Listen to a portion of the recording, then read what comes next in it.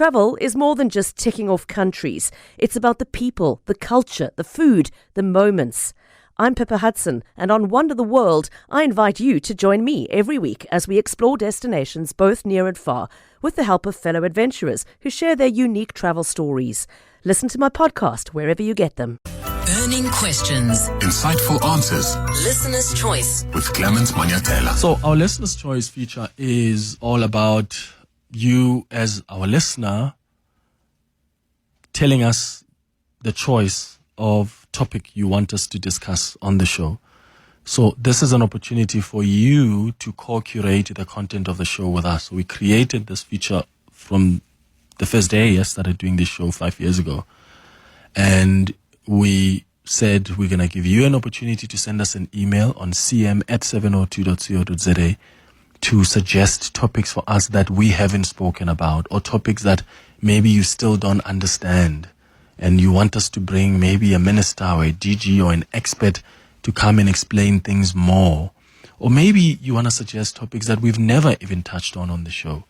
And there are topics we've spoken about on Listener's Choice that were suggested by listeners that we've never even thought of. So please, I'd like to encourage you to continue sending us your suggestions, what you want us to discuss, on cm@702.co.za. That's the email address for the show. Today, we are talking about what really has been the subject of debate over the last couple of days. We spoke about this on the 702 open line this morning as well. We're looking at the BBBEE concessions and what the law actually says. You may have seen, you've heard this morning as well, this debate about the proposal by the Minister of Communications and Digital Technologies, Solimalatsi, to exempt multinational satellite operators from compliance with South Africa's broad-based black empowerment, broad-based black economic empowerment. And that's not to say that they're not going to comply with that legislation, but it gives them options of whether you go with equity equivalence, maybe as opposed to direct ownership. And there have been some concerns about, whether or not, this is allowed by law or not. The minister was in Parliament yesterday also accounting for this directive that he has issued and whether or not that goes beyond his powers. So we've invited Livia Dyer, who is a partner at Webber Wentzel, who is going to talk to us about that's just this broad-based economic empowerment legislation and this proposal by the minister and what it would actually mean. If you've got some questions around this legislation, I'd like you to call. I'd like to encourage you to call in and ask your questions on 011-883-0702. Alternatively, you can send us a WhatsApp voice note on 072-702-1702. Livia, thank you so much for making time for us. Good morning. Morning, Clement. Thanks very much for having me on. So before we even start with what the minister is proposing and what that actually means in as far as BBBEE legislation is concerned, let's talk about why this legislation exists and why is it so important for companies that want to operate in this country to consider. So, Clement, I think the debate really comes in here because we're dealing with two separate legal frameworks. So you have what's called the Electronic Communications Act on the one hand, which is the legislation which is administered by the Independent Communications Authority of South Africa. And then you have the BEE legislation on the other hand, which is legislation that is administered by the Minister of Trade, Industry and Competition and, of course, the BEE Commission. The Electronic Communications Act is the legislation that essentially says any large telco or media company that wants to operate in South Africa has to have a license to do so. And in order to obtain any of those sorts of licenses or to buy a license, the company needs to be 30% equity ownership needs to be held by historically disadvantaged persons. Yeah. And really, the debate that has arisen is what those words in the Electronic Communications Act mean, and whether those words can and should be aligned with what's in the more general framework under the Broad-Based Black Economic Empowerment Act. I think the argument that has been made by many in the sector, both multinationals and in fact domestic companies, is that they don't necessarily want to have to apply two different sets of rules. So the rules that they have to apply under the ICASA rules when they calculate their HDP ownership, and then the rules that they have to apply when they go and get their BEE certificates.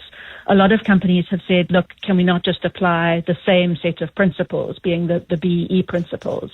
So really the debate is what those words in the Electronic Communications Act mean. You have some who say it means that there must be direct ownership by historically disadvantaged people, which category, of course, includes black people.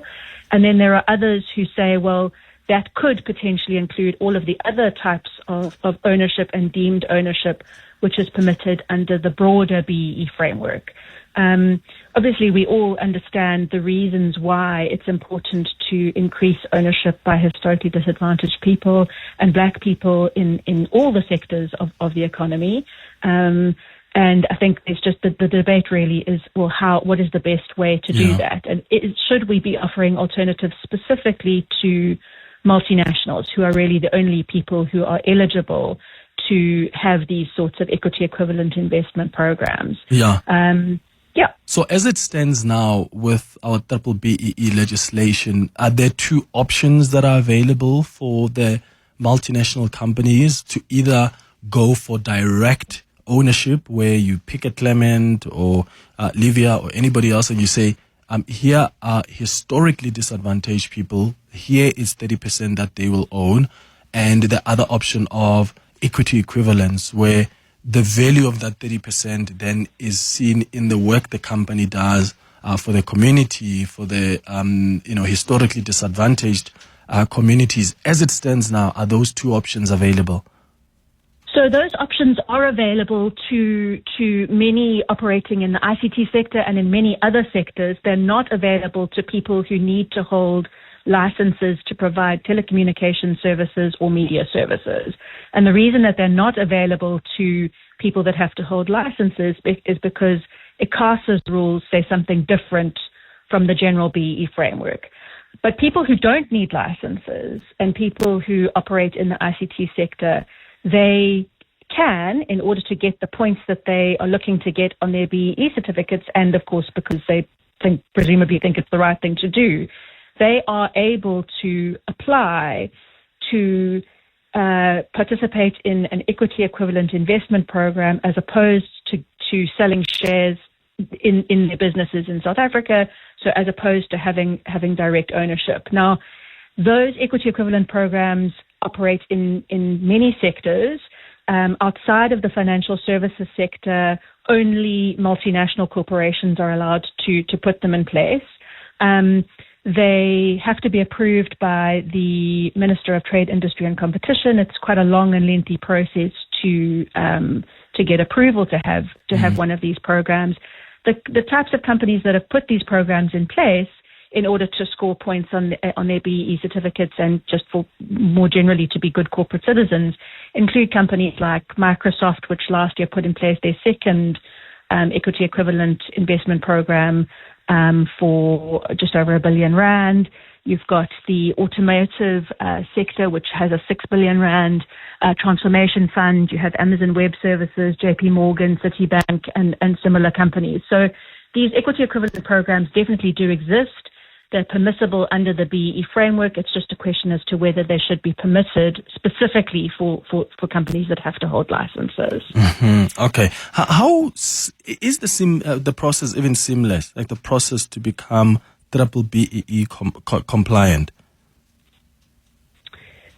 So under ICASA's rules, companies have to be BBBEE compliant, and they have to achieve a certain minimum score. So they have to present a BEE certificate, which has various pillars that companies are measured on, one of which is ownership. The others are things like management control, enterprise and supplier development, skills development for your employees, and corporate social investment.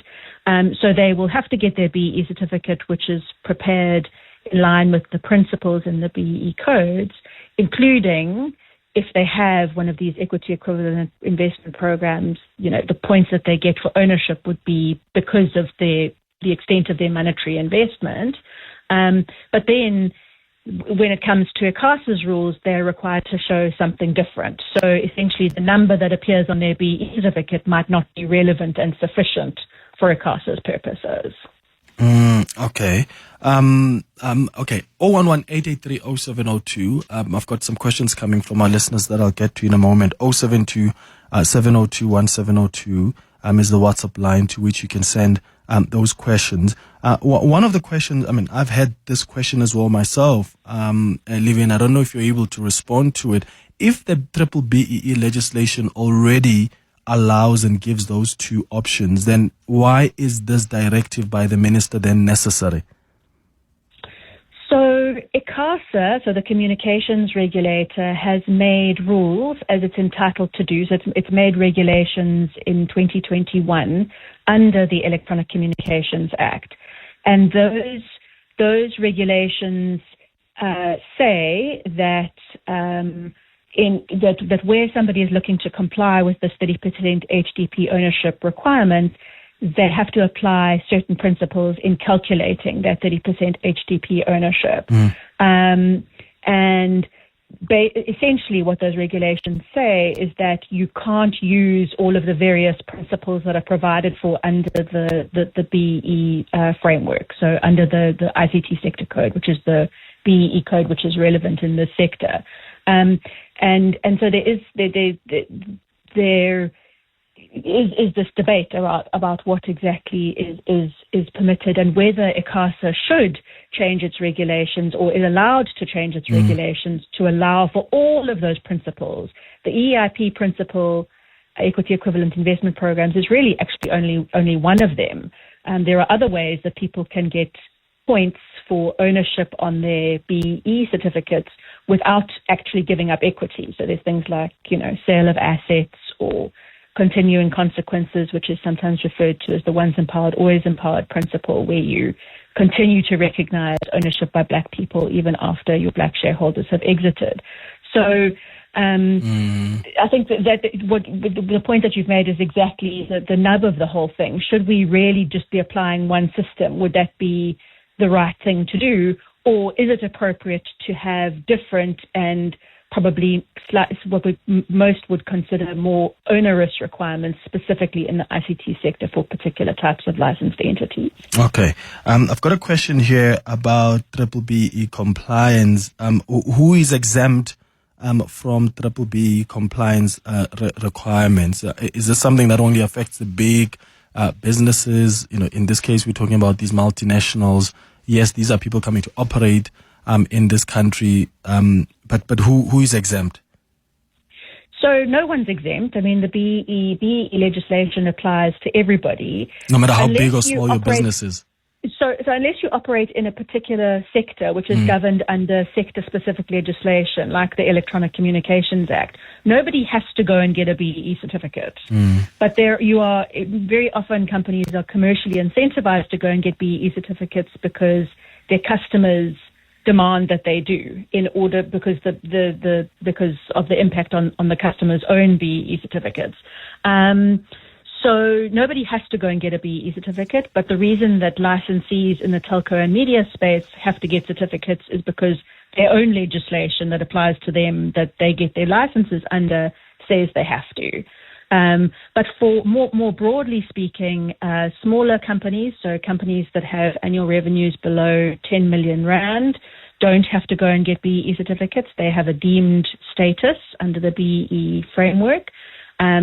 Companies that have revenues below 50, so between 10 and 50, are measured on a slightly different basis.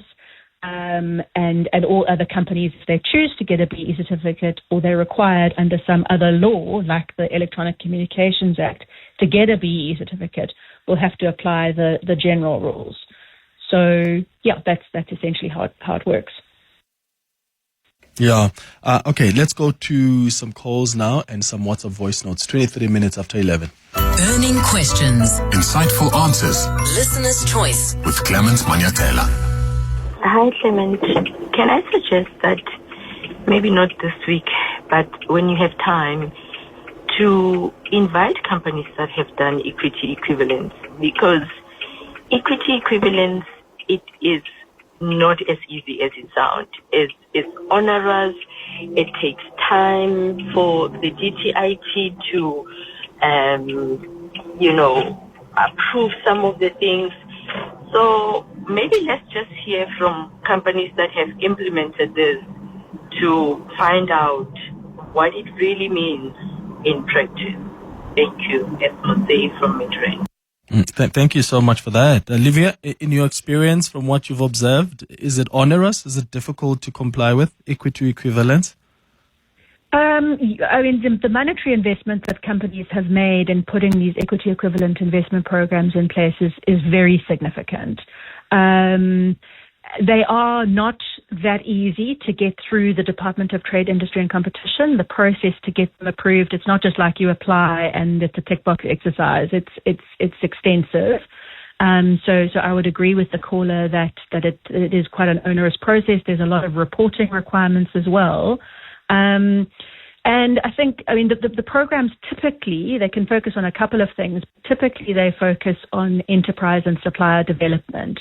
So exactly the sorts of initiatives that the Minister of Trade, Industry and Competition has argued should be supported through the Transformation Fund that he's mooted as a possibility. So I think most people would agree that these types of programs can do they can be very helpful in terms of getting people into the supply chain. But they certainly do require a lot of effort. It's definitely not something where you, certainly at this stage, where you put money in and then you forget about it. They really are. I would agree with the caller that they are pretty extensive and require a lot of effort, expense, and time. Yeah. Let's go to Linda, who's calling us from Protea North in Soweto. Linda, good morning. Good morning. Sure. I just want to ask one question to the speaker. So in terms of what are the prosecutions these companies face if they do not maybe comply or do not maybe meet certain licenses? Like, for instance, you find a company that does electronic business and they advertise, and when they advertise, maybe they advertise something that has to do with brokerages, and maybe they're not registered with the FSCA. How do we hold these companies accountable through the information regulator? How do we make sure that we are able to access information from these big companies and know that their social responsibilities or their equity acts are being put into place? Yes, that's my question in terms of prosecuting. Yeah. All right, Linda, thank you so much for that. When I was hosting the BBBEE commissioner, that's one of the questions I asked, because a lot of companies are getting away with non-compliance, and I just feel sometimes there's not enough being done, or maybe the commission or the commissioner for BBBEE, they're not capacitated enough to ensure that level of compliance. Livia, what do you think in as far as the consequences are for companies that are not complying? Yeah, I mean, this is the big question. What's the best way to enforce the requirements? I think for companies, certainly in the ICT space, which is really the focus at the moment, they are regulated by two regulators when it comes to BEE. They're regulated on the one hand by ICASA, which is their sector regulator, and then of course they have the BEE Commission, and they have the Department of Trade, Industry and Competition. Their enforcement is difficult, and there probably almost certainly should be more of it. And unfortunately, yes, there are schemes and systems that people put in place to show BEE compliance when they might not be as compliant as ideally they should be. And I guess really it's the responsibility of the regulators, and in this case the sector regulator and the BBEE Commission to try to enforce their rules. But I agree with you. I mean, I think the regulators typically are undercapacitated when it comes to these sorts of things. It requires quite a lot of effort to go through, how BBEE structures are set up, they require quite a lot of interrogation, which is quite labour intensive. So there does definitely need to be more capacitation to make sure this is working as it should. Here's the last question from Jenny, who says, can companies that you have a contract with force you to get a higher scorecard? I'm speaking from an EME that has a level 4 certificate. The big company that we have a contract with is saying that we must go up next level, which is a 2 for an EME, which means finding a black owner to own about 51%. So companies can obviously contract with whomever they wish, and one of the things that companies will typically take into account when they're deciding who to buy goods and services from is what the suppliers' BBEE ratings are, because companies firstly want to do the right thing, but secondly, a company's suppliers' BBEE ratings impact on their BBEE ratings, either positively or negatively. So it is open to companies to demand that their suppliers improve their BBEE ratings, and it's very common for companies to do that. I think just to the caller's point, there are other ways of increasing one's BBEE rating as an exempted micro enterprise, an EME, above level 4 without having to necessarily have a 51% ownership deal. There are other ways of doing it, and I think unfortunately with BBEE, often there can be quite a lot of misunderstandings about how it works, and much of the information that is available can be incorrect. So it's important to try to get to the bottom of what the requirements actually are. Livia Dyer, thank you so much for making time for us and for answering some of these questions that we have had, seeking clarity and all this confusion we've had. Thank you so much. She's a partner at Webber Wentzel. It's 11:30.